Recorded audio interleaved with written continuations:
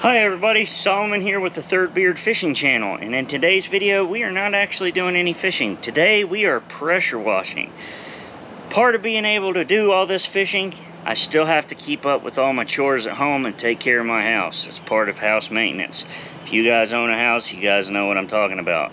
Today we're going to start doing our pressure washing of the house and the concrete pads for our back patio, as well as the front patio and all that stuff.